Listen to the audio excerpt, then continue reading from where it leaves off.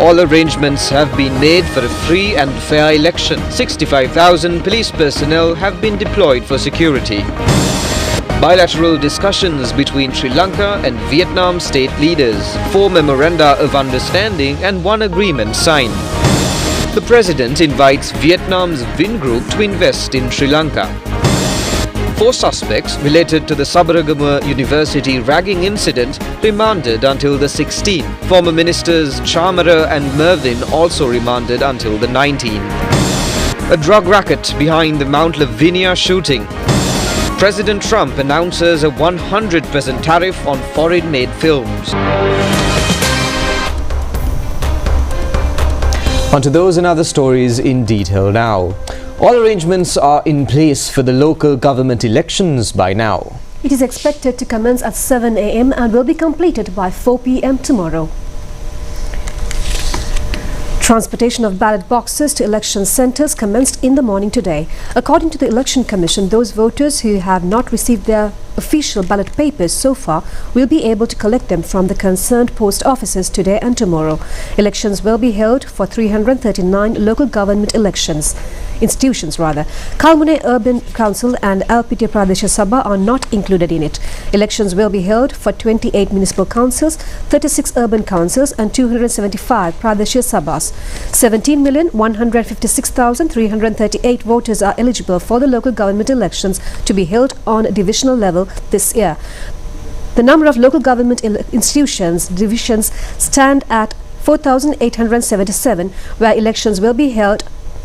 13,759 election centres have been set up in 25 administrative districts, and there will also be 5,783 counting centres. 75,589 candidates belonging to 49 political parties and 257 independent groups are contesting in the election. Colombo district consists of 5 municipal councils, 5 urban councils and 3 Pradesh Sabhas. The number of voters in all of them stands at 1,773,460, and there will be 1,209 voting centres in the Colombo district.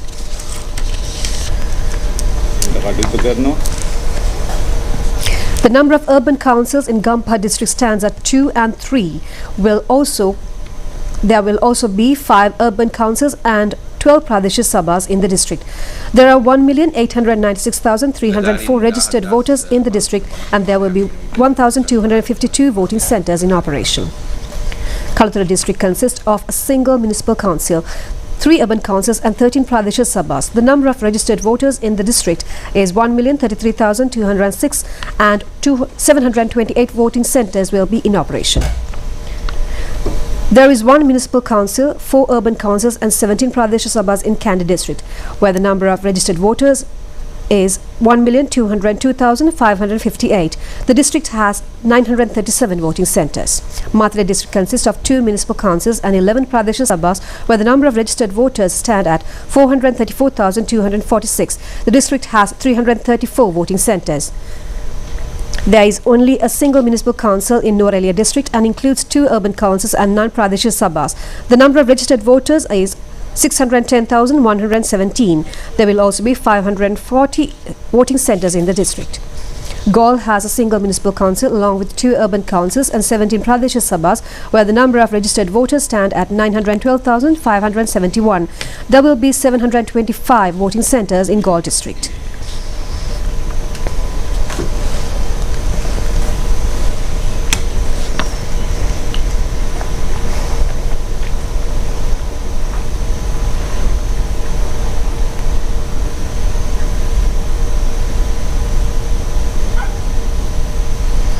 Mathura district also has a single municipal council, a single urban council and 15 Pradesh Sabhas, including a number of 693,549 registered voters. The number of voting centres will be 542 in Mathura district. Hambantota district has a single municipal council along with 1 urban council and 10 Pradesh Sabhas. The number of registered voters is 526,599, and there will also be 447 voting centres. Vavuniya district has a single municipal council, 4 Pradesh Sabhas and 129,293 registered voters along with 154 voting centres. In Batticaloa district, there is a single municipal council, 2 urban councils and 9 Pradesh Sabhas. The number of registered voters in the district is 455,520, which also includes 447 voting centres. The number of municipal councils in Ampara district is 2, while there is an urban council and 17 Pradesh Sabhas along with 562,445 registered voters. The district has 458 voting centres. The district of Puttlam has a single municipal council, single urban council and 10 Pradesh Sabhas. 668,525 registered voters are in the district, where the number of voting centres is 484. In Anuradhapura district, there is 1 municipal council and 18 Pradesh Sabhas, along with 751,101 registered voters. The number of voting centres is 680.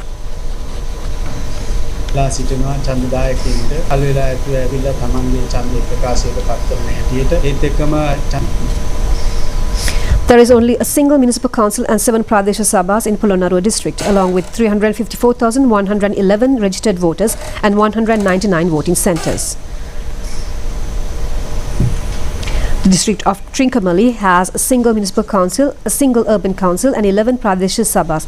The number of registered voters in the district will be 319,339, where the number of voting centres stand at 321. Badula district consists of 2 municipal councils, a single urban council and 15 Pradesh Sabhas. The number of registered voters in the district is 712,401, where 576 voting centres have been established. Munadragla district has only 10 Pradesh Sabhas along with 403,519 registered voters, where the number of voting centres will be 383.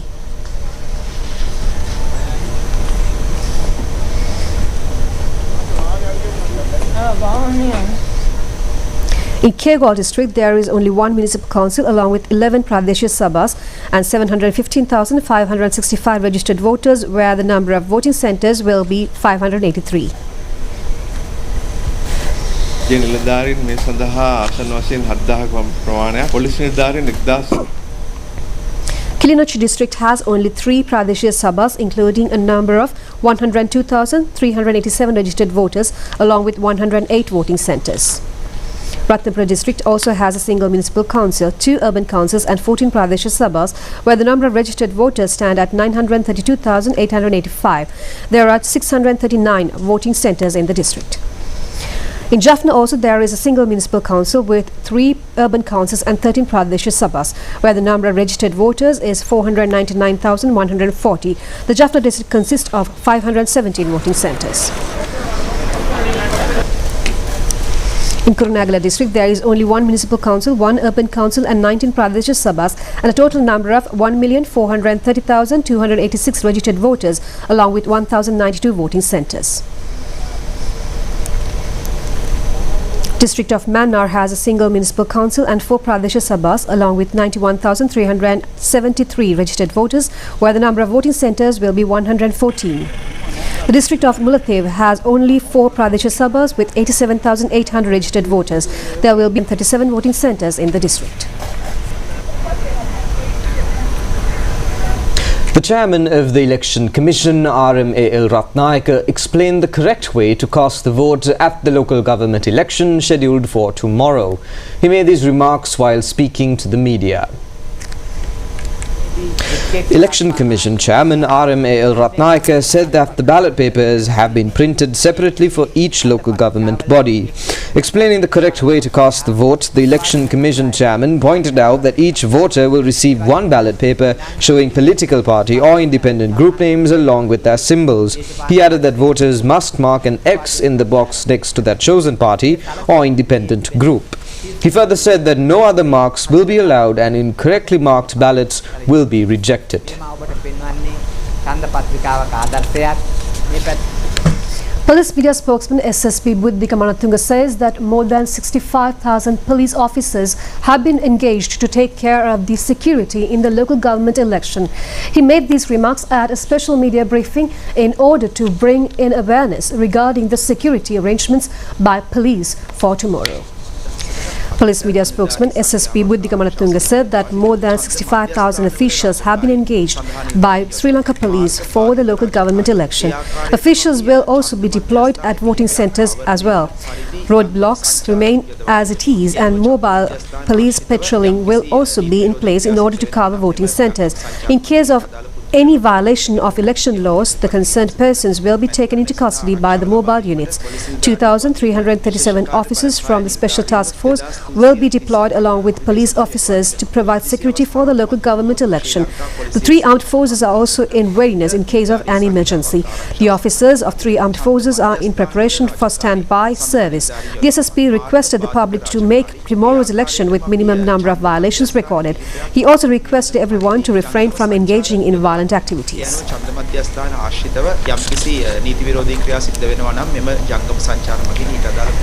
The President Anurukumara Dissanayake met with Vietnam President Long Quang today. They engaged in bilateral discussions during the meeting. The Vietnamese president warmly welcomed President Dissanayake during an official ceremony held in Hanoi. President Anurukumara Dissanayake was accorded a ceremonial welcome with full military honours upon his arrival at the Presidential Palace of Vietnam this morning. He also took part in the inspection of the Tri-Forces Guard of Honour.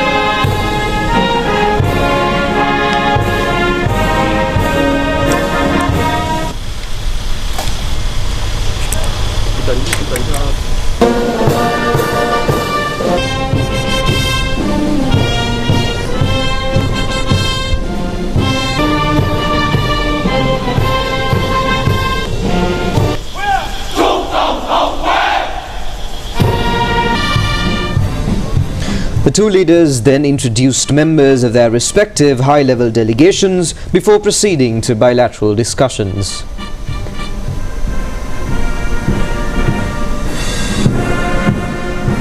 Subsequently, discussions between Sri Lanka and Vietnam began, during which both nations assessed their progress, explored avenues for future collaboration, and signed memoranda of understanding. This visit aims to strengthen political trust and foster effective collaboration across multiple sectors between the two nations. Vietnam and Sri Lanka have upheld robust and enduring ties since they established diplomatic relations in 1970. Sri Lanka and Vietnam engage in annual bilateral trade, primarily in exports, totaling around $200 million. Both nations aspire to elevate this trade to $1 billion in the near future.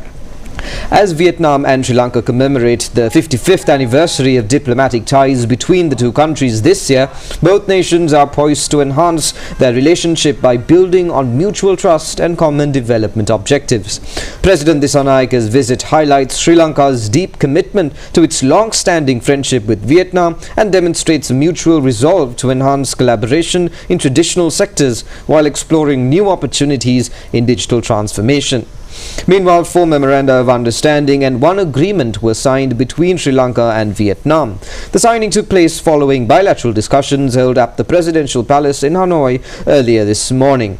Among the agreements signed was a bilateral pact on enhancing cooperation and mutual support in customs affairs between Sri Lanka and Vietnam. An MOU between the Ministry of Industry and Trade of Vietnam and the Ministry of Industry and Entrepreneurship Development of Sri Lanka on cooperation in machinery and equipment manufacturing, and an MOU between the Vietnam Academy of Agricultural Sciences and the Department of Agriculture of Sri Lanka on cooperation in agriculture were signed. In addition, an MOU between the Bandaranaike International Diplomatic Training Institute and the Diplomatic Academy of Vietnam and an MOU between the Vietnam Trade Promotion Agency and the Sri Lanka Export Development Board on Trade Promotion Cooperation were signed. Subsequently, President Anurukumara Dissanayake paid his respects at the War Heroes Monument in Hanoi by laying a floral wreath in honor of those who sacrificed their lives. Following this, the president visited the Ho Chi Minh Mausoleum located at the presidential palace. There he placed a floral tribute at the final resting place of the late President Ho Chi Minh, Vietnam's first president and a revered leader of the country's struggle for independence. President Anurukumara Dissanayake engaged in discussions with the top management of Vietnam's leading conglomerate Vingroup Group, and the president then extended an open invitation to the Vingroup Group to explore investment opportunities in Sri Lanka's real estate and tourism sectors. President Anurukumara Dissanayake will attend the 20th United Nations Day of Vesak celebrations, which will commence tomorrow in Ho Chi Minh City as the chief guest. The president is scheduled to deliver the keynote address at 7:40 a.m. This speech will be broadcast live on television at 5 p.m. following the local government elections. Now, a youth died in a shooting occurred at Beach Road, Mount Lavinia this morning. According to police, unidentified 2 persons on a motorcycle have committed this crime and left the scene. The dead persons has been identified as a 19-year-old youth, a resident of urban area Dehiwala. The police added that they succumbed to his injuries after being admitted to Kalaboila Teaching Hospital. A video recording was available in a nearby CCTV camera footage showing the unidentified 2 motorcyclists leaving the spot after shooting.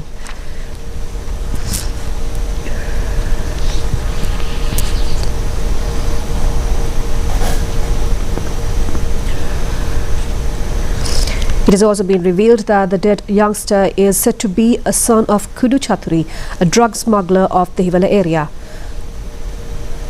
Police media spokesman SSP Buddhikamalatunga said that no offence has been revealed regarding this person, but judicial action is in progress in connection with his mother regarding drug trafficking. Further investigations are in progress in order to confirm any problem connected with this incident.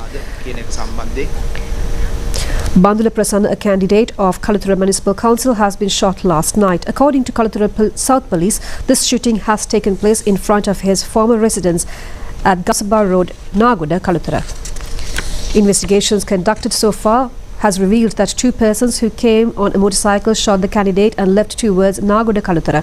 Bandura Prasanna received gunshots on his shoulder area and he has been admitted to Nagoda Teaching Hospital, Kalathura.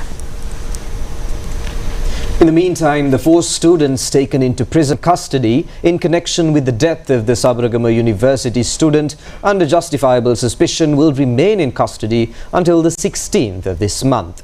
The order came after they were produced before the Chief Magistrates Court, Balangoda, today. The Criminal Investigation Department yesterday conducted an on-the-spot investigation visiting the concerned hostel regarding the death of a student due to ragging at the Sabaragama University. 4 students who were hiding in the hostel have also been taken into custody. Parliamentarian Chamara Sampath Dasanayake has been further remanded until the 19th of this month in accordance with the order of the Badulla Magistrates Court. Badulla Magistrate Nujit De Silva informed that the decision on the request for bail presented on behalf of him today will be announced on the 19th of this month. Chamara Sampath Dasanayake has been alleged regarding misuse of funds in the guise of providing school bags for preschool children after crediting a cheque amounting to 1 million rupees issued by a state bank. Former Minister Mervyn Silva and 3 other suspects facing allegations of selling a land belonging to the government at Kiribathkoda by preparing forged deeds have been further imprisoned until the 19th of this month, when they were produced before the Mahara Magistrates Court today. Open warrants have also been issued today against former State Minister Prasanna Ranavira and former Councillor of Kalaniya Pradeshia Sabha Milroy Pereira, who are in hiding at present.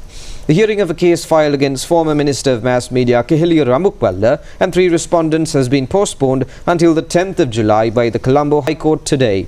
They have been alleged of misusing funds by purchasing GI pipes for political purposes, spending nearly 1 million rupees belonging to ChannelEye Rupavahini Corporation during the 2015 presidential election period. Former Additional Secretary of the State Ministry of Agriculture Mahesh Lasantha Gammanpilla, who had been taken into custody on suspicion of alleged corruption charges for committing a loss of $6.9 million of the government by importing a shipment of substandard organic fertilizer from a Chinese company during the previous government, has been released on bail. This has been implemented under the orders of the Colombo Magistrates Court with an order for 5 bails amounting to 5 million rupees each. The Colombo Chief Magistrate Tanuja Lakmali further ordered that out of them 3 have to be close relatives. The case was filed by the Bribery Commission, but the former Additional Secretary Mahesh Gammanpilla of the State Ministry of Agriculture was imprisoned again since he failed to complete the concerned bail conditions.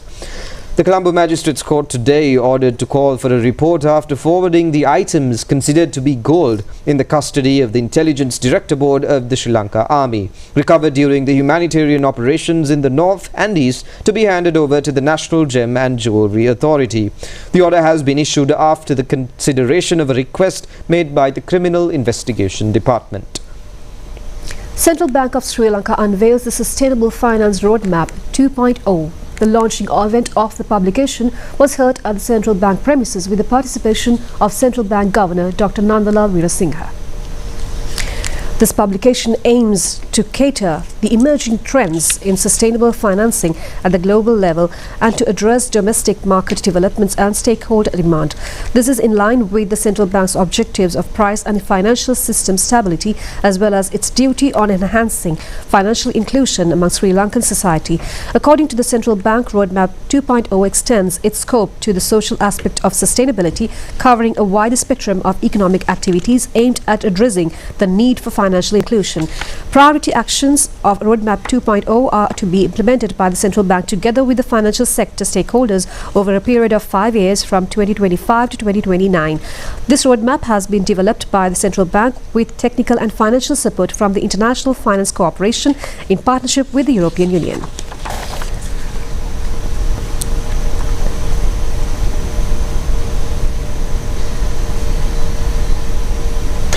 Now, in the meantime, a group of lawyers has lodged a complaint with the Criminal Investigation Department yesterday against former working director of National Lotteries Board Thusita Halloluwa.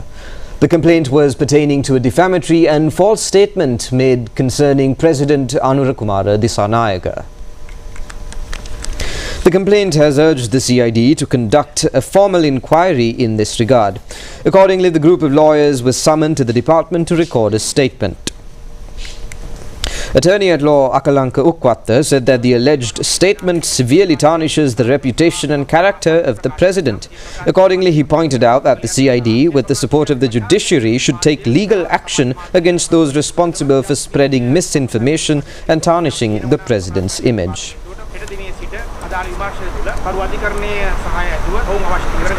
And that's all the news from home. Stay tuned for foreign news coming up next.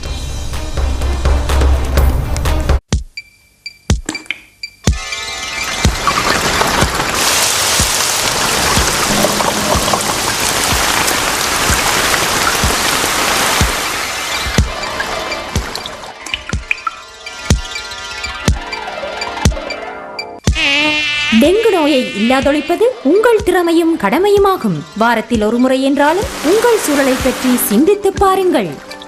சுகாதார அமைச்சின் dengue ஒழிப்பு பிரிவின் தகவல்.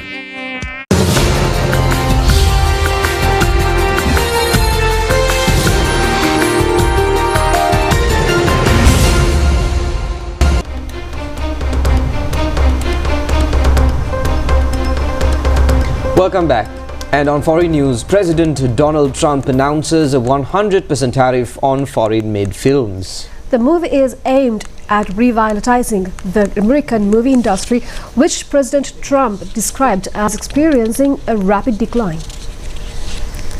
President Donald Trump has authorized the U.S. Department of Commerce and the U.S. trade representatives to initiate the process for implementing the tariff. The president attributed the decline in domestic film production to what he categorized as coordinated effort by foreign entities to lure filmmakers and studios with financial incentives. He labeled this trend a threat to national security. Industry representatives have expressed concern that the proposed tariff could impact the the global film ecosystem and further challenge the struggling US film sector. Meanwhile, President Trump has denied that he is considering a run for a third term in office. This follows previous public statements in which he had suggested an interest in serving beyond the constitutional permitted 2 terms. Later, he clarified those remarks were intended to provocation directed at the media. Some of his supporters continue to claim that a legal loophole might exist.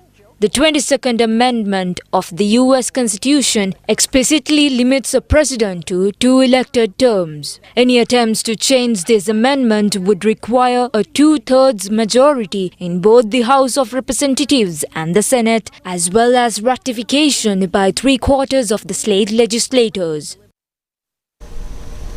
Now, 13 miners have been found dead inside a mine in Peru after being kidnapped several days earlier.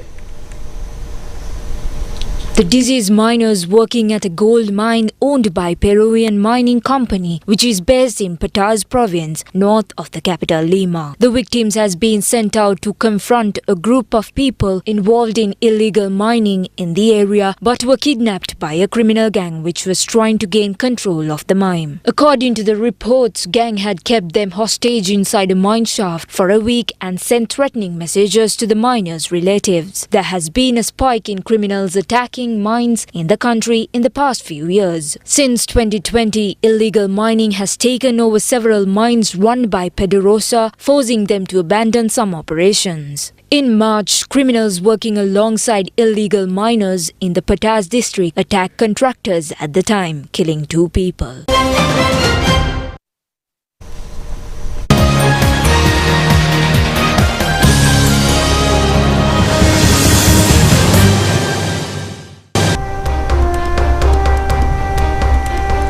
And on sports news for tonight, Australian F1 racer Oscar Piastri has won the Miami Formula One Grand Prix 2025. The championship was held at Miami International Autodrome yesterday.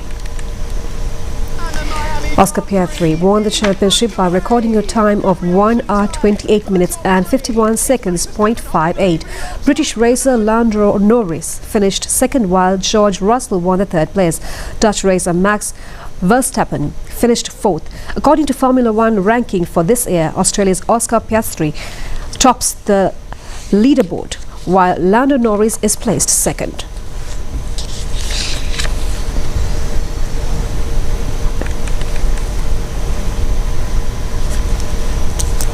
Past the Ferrari a couple of laps ago. Will he be given room? He'll have to be given room. And Hamilton will try and pick up the pieces if they wins the Miami Grand Prix. 3 Grand Prix victories in a row. It's a 1-2 for the team. The St. Peter's College Bambalapitiya won the annual one-day cricket encounter played against St. Joseph's College Maradana by 4 wickets. The match was played at the SSC grounds. Winning the toss, St. Peter's College invited the opposition to bat first. Accordingly, St. Joseph's College managed to put up a score of 177 runs in 49 overs. Avisha Samash scored 75 runs. In response, St. Peter's College managed to chase down the target in the 45th over with 4 wickets in hand. Dilana Damsara scored 60 runs. Inosh Peterson of St. Peter's College was named the man of the match.